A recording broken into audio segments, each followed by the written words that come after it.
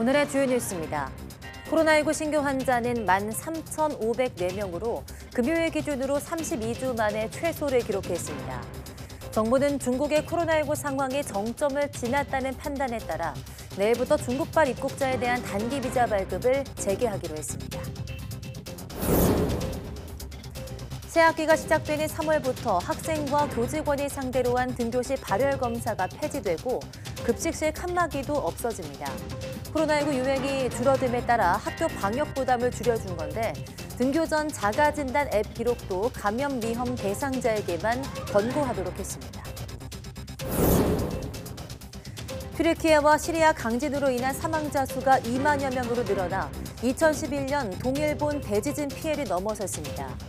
골든타임이 지나며 안타까움이 커지고 있는 가운데 기적 같은 구조 소식도 이어지고 있습니다.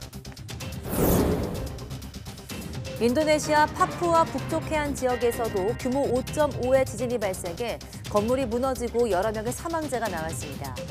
불의 고리에 속하는 인도네시아는 불과 석 달 전에도 규모 5.6의 강진이 일어나 602명이 목숨을 잃었습니다.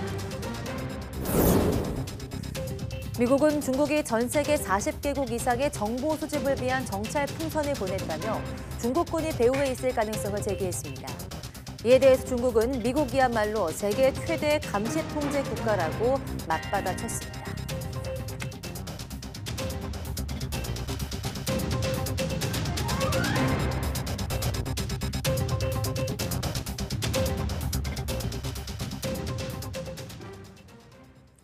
여러분 안녕하십니까? 2월 10일 사이언스 투데이 시작합니다. 오늘 0시 기준 코로나19 신규 환자는 13,504명으로 집계됐습니다. 일주일 전보다 1,000여 명, 2주 전보다 18,000여 명씩 적습니다. 금요일 발표 기준으로 지난해 7월 1일 이후 32주 만에 최소 기록입니다. 신규 환자 가운데 국내 발생은 13,466명, 해외 유입은 38명입니다. 위중증 환자는 287명으로 닷새째 200명대를 나타냈습니다. 사망자는 17명으로 누적 사망자는 33,697명입니다.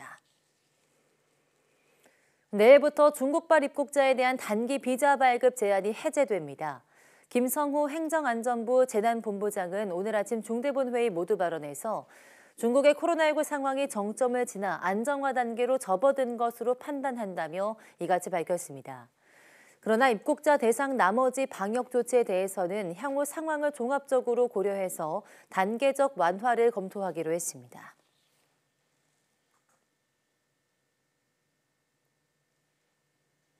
새학기가 시작하는 다음 달부터 등교시 발열 검사가 없어지는 등 학교 방역 부담이 대폭 완화됩니다. 교육부는 코로나19 유행 위험이 감소한 점을 고려해서 온전한 교육활동 회복에 주안점을 둔 새학기 학교 방역 운영 방안을 발표했습니다. 이에 따라 3월부터는 등교시 발열 검사와 급식실 칸막이가 폐지되고 자가진단 앱은 발열이나 기침 등 증상이 있거나 동거가족 확진으로 본인이 PCR 검사를 기다리는 경우 참여하도록 권고됩니다.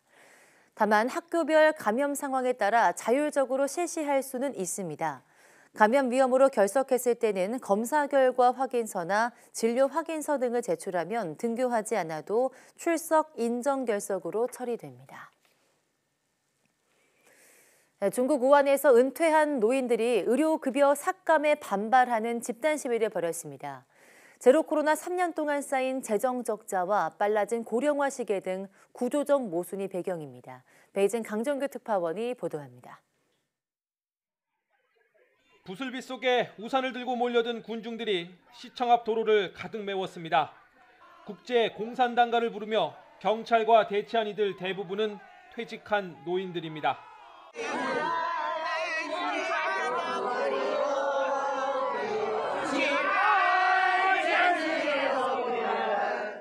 중국 후베이성 우한시가 2월부터 은퇴자들의 의료보험 급여를 70% 삭감하면서 벌어진 시위입니다.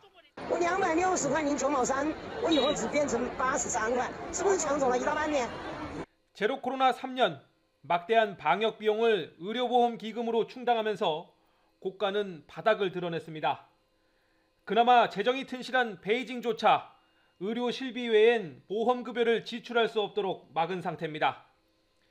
해이룽 장성 등 일부 지방은 일선 행정조직을 축소하고 주민 복지 혜택도 줄였습니다.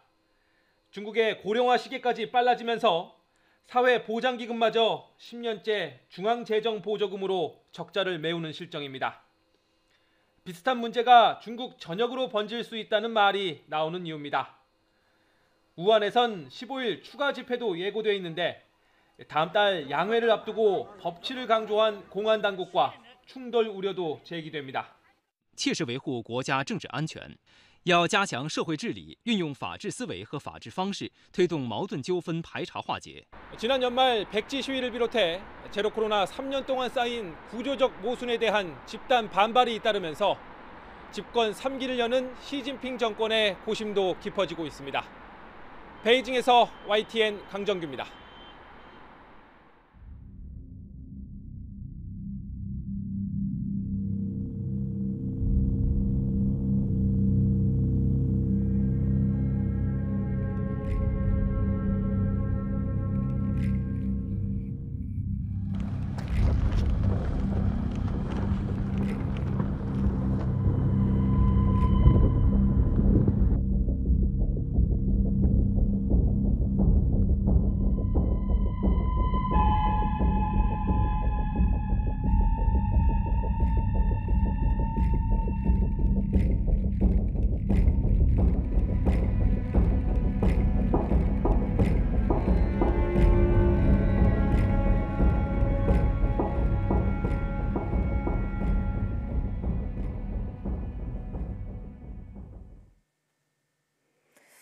튀르키예와 시리아 강진으로 인한 사망자 수가 지난 2011년 동일본 대지진을 넘어섰습니다.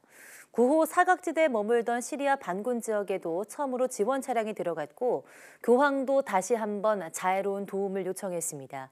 조용선 기자입니다. 지진이 무너뜨린 건물 옆에는 주민들이 망연자실 앉아 있습니다. 임시로 담요에 덮인 시신은 구조대가 수습해 주길 기다립니다. Gelsinler bir an önce atsınlar yani burayı bir an önce yapsınlar. Yani ben Mardin'den gelmişim burada çevrem yoktur diye ben böyle bekleyeceğim. Bak kendi imkanlarımızla çıkardık bir ölü bir yaralı. 건물 잔해 속에서 생사를 오가며 갇혀 있을 것으로 추정되는 인원은 최대 20만 명.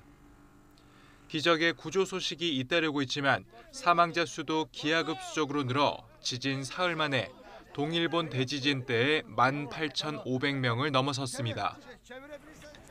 이에 유엔은 인도주의 긴급구호 사무차장을 피해 지역에 파견해 현장 상황을 점검하기로 했습니다. 9호 사각지대로 꼽히던 시리아 반군 장악 지역에도 구호 물자를 처음으로 보냈습니다. The first United Nations convoy crossed into northern Syria through the Bab al-Awa crossing. It included 6 trucks carrying shelter and other desperately needed relief supplies. 튀르키예 당국이 구조에 투입한 인력은 11만 명, 중장비는 5,500대. SNS를 통해 9개 언어로 글을 올린 프란치스코 교황은 한마음으로 고통받는 이들을 돕자며 지원을 재차 호소했습니다. YTN 조용성입니다. 눈덩이처럼 불어나는 인명피해에다 각종 악재로 진전이 거의 없는 수색과 구조작업. 튀르키예 지진 참사 현장은 극도의 고통 속에서 힘겨운 시간이 계속되고 있는데요. 안타까운 현장의 소식을 YTN 취재진이 전해왔습니다. 임성재 기자입니다. 제가 나와 있는 곳은 튀르키예 동남부 지역 오스마니에입니다. 진앙지인 가지엔테프에서 서쪽으로 100km 정도 떨어진 지역입니다. 이 도시 곳곳을 둘러보니 아파트와 상점을 가릴 것 없이 건물이 무너져 내린 곳이 많았는데요. 이 옆으로 보이는 터는 9층짜리 아파트가 있던 장소입니다. 1층은 상점, 그 위로는 주민들이 살았는데 지금은 형체를 알아볼 수도 없습니다. 주변으로 각종 파편이 널브러져 있고 건물 뼈대도 찾기 힘듭니다. 각 층이 모두 무너져 내리면서 현재는 겹겹이 쌓인 잔해만 보일 뿐입니다. 98가구가 살고 있었다고 하는데 이 나흘 동안 시신 49구가 발견됐습니다. 현장 주변으로 실종자 가족들이 mo여 혹시 모를 소식을 기다리고 있는데 여진에 대한 두려움은 여전합니다. Sürekli devam ediyor. İki tane büyük deprem yaşadık burada. Bunlar hala sürekli devam ediyor. millet olarak yani tüm vatandaşlar endişeli. Ne olacağız, ne olmayacağız diye. Yani bunun Allah'tan gelen bir şey tabii ki ama 인근역 기차에는 이재민들을 위한 임시 거처가 마련됐습니다. 어린 꼬마에서부터 나이가 지긋한 노인까지 좁은 의자에서 잠까지 청해야 하지만 집을 잃은 상황에선 이마저도 감사할 따름입니다. 기차에 머무는 할아버지는 생전 처음 보는 규모의 강진이 도시를 덮쳤다는 사실이 아직도 믿기지 않고 Hasarlı yani. Evet. Hasar gördü bütün evler yani. İçeriye giremiyoruz. Yeni evler dahi hasar gördü. Çünkü deprem öyle bir şiddetliydi ki yani sağlam evleri dahi vurdu yani. 자녀와 손자 8명과 함께 살던 할머니는 홀로 집안을 빠져나온 자신이 한스럽다며 눈시울을 붉힙니다. 5 tane torun var evde. Anide gitti böyle. Sallandı. Bitti. Hiç kalmadı. Yerine beraber oldu. 튀르키예와 시리아를 덮친 강진. 광범위한 피해 지역의 복구까진 오랜 시간이 걸릴 것으로 보여 이재민들의 마음은 더 타들어가고 있습니다. YTN 임성재입니다. 인도네시아 파푸아 북쪽 해안 지역에서 지진이 발생해 4명이 숨졌습니다. 유럽 지중해 지진센터와 인도네시아 기상당국 등에 따르면 현지 시간 9일 오후 2시 반쯤 인도네시아 파푸아 섬 북부 자야프라에서 서남서쪽으로 3km 떨어진 곳에서 규모 5.5의 지진이 발생했습니다. 진앙은 남위 2.52도, 동경 140.79도이며 지진 발생 깊이는 10km입니다. 현재 경찰은 이번 지진으로 바닷가 인근의 식당 건물이 무너져 4명이 숨지고 주택 5채에서 불이 났다고 밝혔습니다. 인도네시아는 이른바 불의 고리로 불리는 환태평양 지진대에 있어서 지진이 자주 발생합니다. 2004년 12월에는 규모 9.1의 지진으로 인한 쓰나미가 발생해 인도네시아인 17만 명 등 모두 22만 명이 숨졌고 지난해 11월에도 서자바주 치안주르에서 규모 5.6의 강진이 일어나 602명이 목숨을 잃었습니다.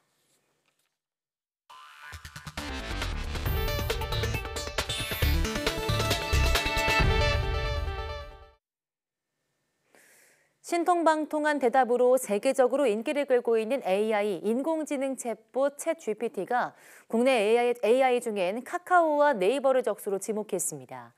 국내 AI 기업 상당수는 챗GPT는 혁신이라기보단 흥미로운 접촉면 확대로 보고 도전장을 냈고 일부는 협력을 위한 연계를 추진하고 있습니다. 이승윤 기자입니다.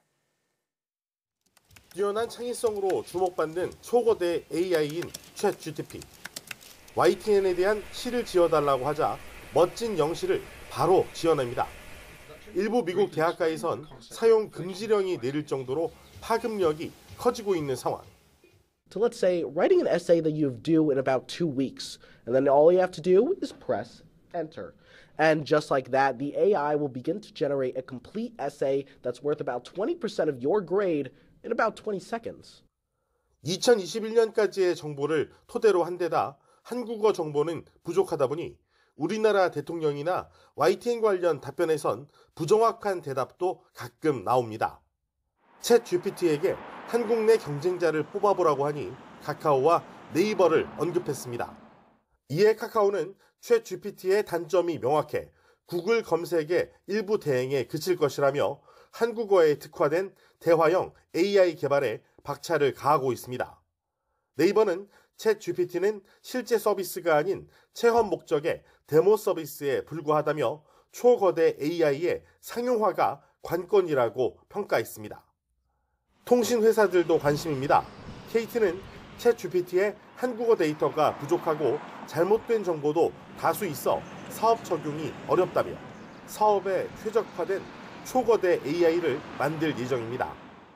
LG는 계열사가 속한 산업 전문 데이터를 학습한 초거대 AI로 인간을 돕는 전문가 AI 개발에 초점을 맞추고 있어 챗GPT와는 방향 자체가 다르다며 선을 그었습니다. SK텔레콤은 자사의 성장형 AI 서비스 ADAS의 지식 대화에 챗GPT를 접목시켜 방대한 정보를 활용한다는 계획입니다. 신선한 충격을 안겨준 챗GPT의 등장에 국내 AI 업체들의 맞대응도 다양하게 전개되고 있습니다. YTN 이승윤입니다. 무서운 속도로 발전하는 인공지능은 눈부신 과학의 개가이기도 하지만 사람의 영역을 대체하는 만큼 큰 위험의 요소이기도 합니다. 인공지능 번역기를 활용해 한국 문학 번역상을 받은 사례도 나왔는데요. 법적, 제도적 정비를 위한 논의가 필요하다는 지적이 높아지고 있습니다. 이승은 기자입니다. 국내에서 인기 높은 한 웹툰입니다. 인공지능 번역기인 파파고로 웹툰을 찍자 한글이 일본어로 바로 번역됩니다. 일본인 마스스의 유키코 씨는 이렇게 파파고를 활용해 웹툰을 일본어로 번역했고 지난해 한국문학번역상 신인상을 받았습니다. 유키코 씨는 논란이 일자 웹툰을 통독한 뒤에 파파고를 사전 대신에 사용했고 생소한 용어와 개념은 논문 등을 찾아 맥락을 파악한 뒤 세부 수정을 거쳐 직접 번역을 마쳤다고 밝혔습니다. 인공지능으로 초벌 번역했다는 문제점을 인식하지 못했고 한국어로 말하고 듣는 건 서툴지만 한국어 선생님이 번역대회 참가를 권유할 정도로 실력이 부족하진 않다고 설명했습니다. 인공지능 번역기 활용을 예상 못한 번역관 주관기관은 규정 보완에 들어갔습니다. 신진 번역가를 발굴한다는 취지에 맞게 AI 등 외부의 힘을 빌리지 않은 자력의 번역으로 규정하고 수상자금 관련한 확인 절차를 밟는 등 제도적으로 보완하도록 하겠습니다. 제2의 창작으로 불리는 번역 분야에서 발생한 이번 사태는 인공지능 기술에 대한 사회적 대비가 부족했음을 실감케 합니다. 작곡 분야에서는 인공지능이 만든 결과물을 놓고 저작권 문제가 불거졌습니다. 개발에 10년이 걸린 작곡 인공지능 이봅입니다. 복고풍 디스코곡을 주문하자 금세 여러 곡을 만들어냅니다.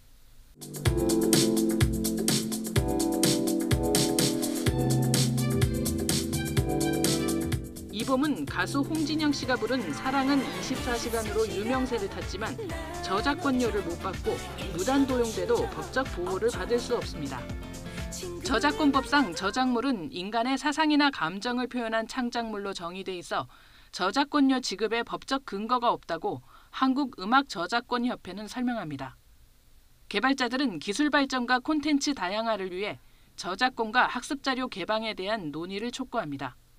인공지능 개발에는 많은 인력과 비용, 그런 시간들이 필요하게 됩니다. 그래서 저작권에 대한 뒷받침이 되어야 이 기술의 산업 발전이 이루어질 수 있습니다. 미술 분야에서도 인공지능이 대회에 상도 타고 전시회도 여는 상황. 기술 발전이 가속화하는 만큼 본격적인 법적, 제도적 논의가 필요한 상황입니다. YTN 이승은입니다. 로봇 문학 시대가 다가오면서 사람의 지성과 감성으로 만들어낸 창작물에 대한 정당한 가치 평가가 더 중요하게 여겨지기도 합니다. 오징어 게임의 황동혁 감독을 비롯한 한국 감독 500여 명이 스페인과 아르헨티나로부터 첫 해외 저작권료를 받았는데요. 우리나라 저작권법 개정이 시급하다는 목소리가 더 커졌습니다. 홍상희 기자입니다. 오징어 게임의 황동혁 감독이 스페인과 아르헨티나 단체로부터 첫 저작권료를 받았습니다. 두 나라에서 오징어 게임 등이 OTT나 TV, 인터넷 TV로 방영된 데 따른 수익을 정산받은 겁니다. 빚내서 살던 시기도 있고 그래서요. 한 달에 20만 원 가지고 살고 막 이랬으니까 이런 제도가 있었다면 그 당시 다 많이 도움이 됐을 것 같고요. 김한민 감독과 임순예, 장항준 감독을 포함한 영화 감독 500여 명도 이번에 처음으로 해외 저작권료를 받았습니다. 문화 강국, 문화 선진국 이런데요. 지금 이 상황이 계속되면 많은 창작자들이 결국 중도 포기하게 될 겁니다. 제2의 봉준호, 제2의 박찬욱, 제2의 황동혁은 나오지 않게 될 겁니다. 독일과 프랑스를 포함한 28개국, 스페인에서는 이미 125년 전부터 영상 창작자의 권리를 보장하고 있지만 우리나라에서는 저작권료를 받을 수 없습니다. 저작권법에 창작자의 권리를 보장하는 별도 규정이 없어 창작자가 저작권을 제작사에 양도하는 방식으로 계약이 이루어지고 있기 때문입니다. 여야 의원들이 지난해 창작자가 영상물 이용 수익에 따른 보상을 받을 권리를 명시한 저작권법 개정안을 발의했지만 상임위에서 심사조차 이루어지지 않았습니다. 500명 한국 영화 감독의 평균 연봉이 1,800만 원 최소한 다른 나라에서 하는 만큼만 저희들한테 조금 달라고 저희들이 부탁하는 자리로 여기에 왔습니다. 이번에는 예외적으로 해외 송금이 이루어졌지만 보통 해외 저작권료 송금은 호혜 평등을 원칙으로 하고 있어 법적 근거가 마련되지 않을 경우 연간 450억 원 규모의 해외 저작권료를 찾아오기 어렵습니다. 한국영화감독조합은 2015년까지 해외에서 창작자 저작권료를 받지 못해 이미 1,000억 원 이상의 손실이 발생했다며 저작권법 개정안의 조속한 통과를 촉구했습니다. 시나리오 작가조합 등 20여 개 영화예술인 단체도 정당한 보상 원칙은 모든 문화예술 분야의 창작자에게 적용돼야 할 상식이라고 강조했습니다. YTN 홍사입니다.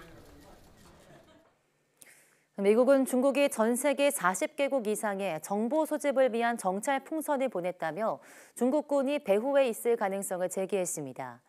국무부 고위 당국자는 정찰 풍선 제조업체가 중국인민해방군과 직접 관련이 있다고 확신한다며 연계기관에 대한 조치를 검토하고 있다고 밝혔습니다. 특히 풍선에 통신을 수집하고 지리적 위치를 파악할 수 있는 다중 안테나와 정보 소집 센서 작동에 필요한 태양광 전지판이 장착돼 있다며 민간 기상용이라는 중국 측의 주장을 반박했습니다.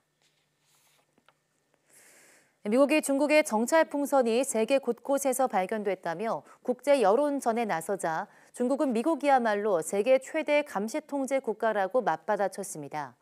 마오닝 외교부 대변인은 어제 정례 브리핑에서 아프리카 나미비아에서 정보 수집용으로 보이는 미국의 무인 잠수정이 발견됐고 미국이 올해 1월 남중국해에 정찰기를 64차례 보냈다는 중국 기자의 질의에 이같이 대답했습니다.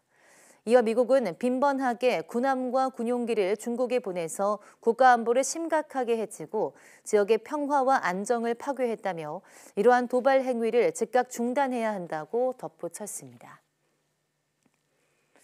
원자력 발전소를 최대한 쓰겠다며 사용 연한을 60년 이상으로 늘리려던 일본 정부의 계획에 제동이 걸렸습니다. 원전 수명을 늘리는 것에 안전성 문제를 거론하면서 규제기관 안에서 반대 의견이 나왔기 때문입니다. 도쿄에서 이경아 특파원이 보도합니다. 후쿠시마 사고 이듬해인 2012년 일본 정부는 원전 사용 연한을 원칙적으로 40년으로 규정했습니다. 한 번에 한해 20년을 넘지 않게 사용을 연장할 수 있어 최장 60년까지 쓸 수 있었습니다. 원전 안전에 대한 국민의 강한 우려를 고려한 것이었습니다.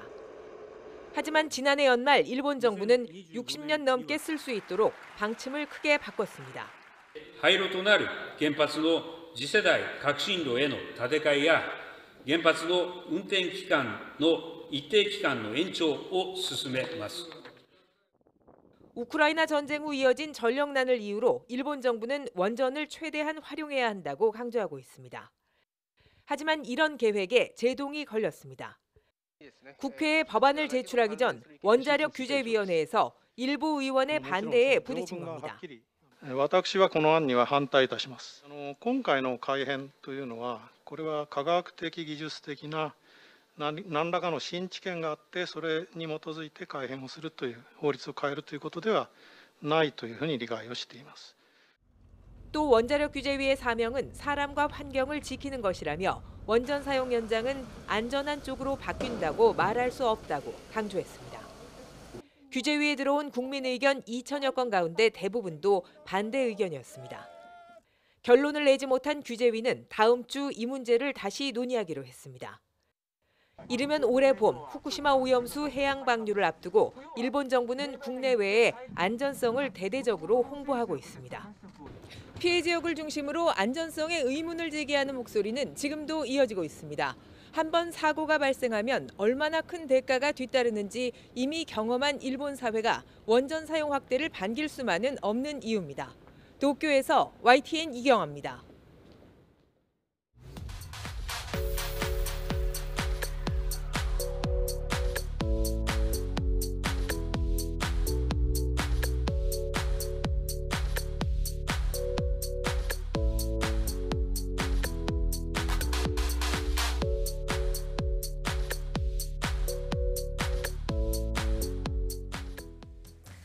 영화 나홀로 집에 스크림을 생각해보면 공통적으로 비명을 지르고 있는 모습이 떠오르곤 하는데요.